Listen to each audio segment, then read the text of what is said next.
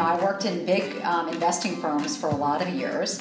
And when I was no longer in a big investing firm, and I would walk around and I'd meet with people, and I'd say, I'm just too close to myself. What do you think I should do? What should I do? Give me some advice. What should I do? And people would say, Sallie, you should start an investing firm for women. And I would think, that is so stupid.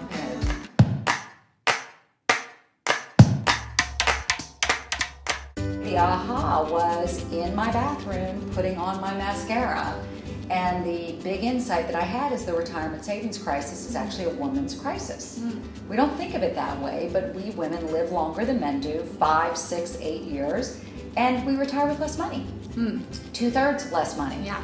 And so once you begin to think of it that way, then you say, okay, the solution for this is to actually get more money to women. And a lot of people are working on the gender pay gap and the gender work achievement gap, but there's a gender investing gap. And so that thing I said no to for forever, now I say yes to, because clearly if women aren't investing as much as men are, let's go in and really figure out what it is that women would have to have in order to invest. So you had the mascara thought, and where did you take it from there? Yeah, I was going to do a really stupid thing. I don't come from the tech world. I come from the financial services world. I have never started, I've worked at smaller companies, but I've never started a company from scratch. And so the whole idea was just too overwhelming. So the first thing I did was I went to the CEO of a large company and said, large financial institution, and said, you need to do this. And I'd done all my homework. Women control $5 trillion in investable assets. 90% of us control our money on our own at some point in our lives.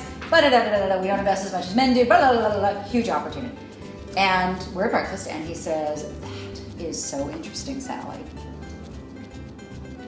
But don't their husbands manage their money for them? And I'm like, I just said 90% of us manage our money on our own at some point. I was like, no partnership with these guys. And then I was going to do something almost as stupid, which is I was going to use an existing offering. Hey, pick one of 5 managed ETF portfolios and put some content on it. And I met my co-founder, in the nick of time to say that's a bad idea. Let's actually build this thing from scratch. Content is a big part of the Ellevest brand. Can you talk about just what role that plays and why you did feel that was important? Well, look, I think it's both. I mean, so to back up, almost every investing firm, almost every large bank has had a woman's initiative. And to my mind, they've all tried to solve the wrong problem, which is let's market to women. Okay, and content is part of that. And so maybe you can write some great articles, but they never actually went to the other part, which is what if the product doesn't work?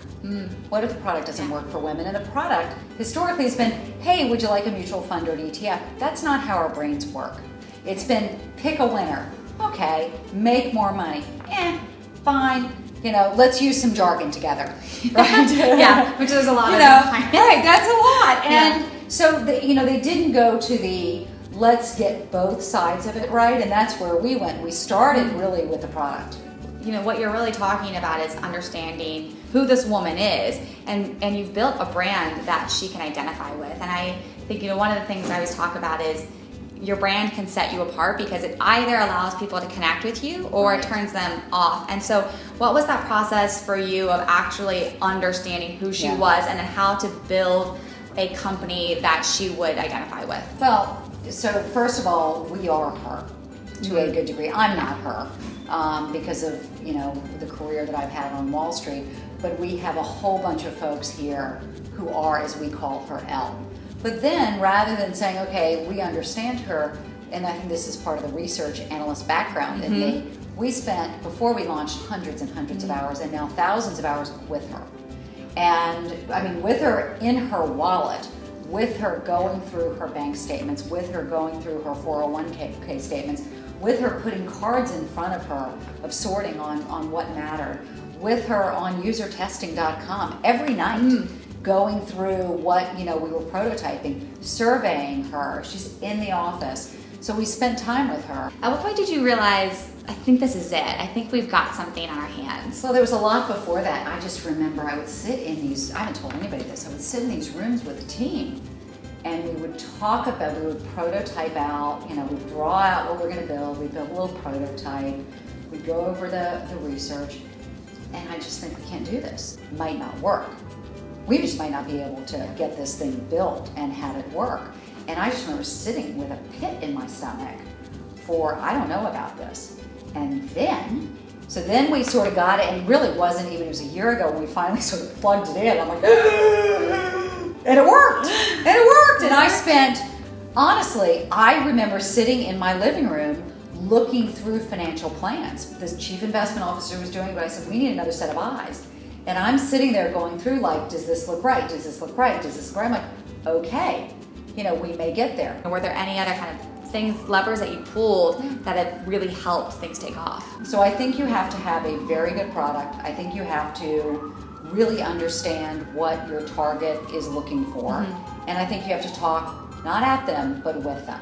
What, was there any great business advice that you were able to gather from others along the way that you would like to pass along? Yeah, you know, I'd say, because I've been in business for a while, so, you know, I'd say the one thing that really sticks with me is when we were raising our first round, and my co-founder and I were, you know, okay, we're going to go out to so-and-so, we're going to go to so-and-so, we're going to go to so-and-so. And I am fortunate to have worked with a number of terrific business people over the course of my career. And so, geez, we should go talk to this terrific business person in this room. Like, oh, you know, I don't know. I'm going to have to ask them to do me this favor.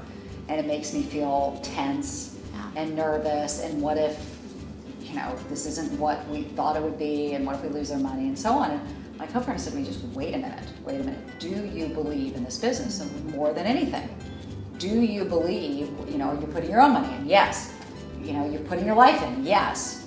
You know, do you believe it can have an impact and be a great and successful? Yes. Then he said, we're doing him a favor. And I never quite got to the we're doing you a favor, but I really have gotten to the we're offering you an opportunity. Yeah. And an opportunity that we're not offering everybody to be part of this. And I still have to practice it a little bit, but that mind shift, and then it led to such confidence. Yeah. Right, as opposed to, oh right. God, you know, to here's an opportunity. By the way, no hard feelings if you don't take it. Right. Okay with me, but it's an opportunity. Totally, completely shifts the dynamic of the conversation. You're bringing something of value to them. Well, thank you so much. I'm very excited that this is available for someone like me, for other women that I know, and that you brought it to us. So I would like for us just to toast to investing like a woman. Thank you. Yes, cheers. Cheers.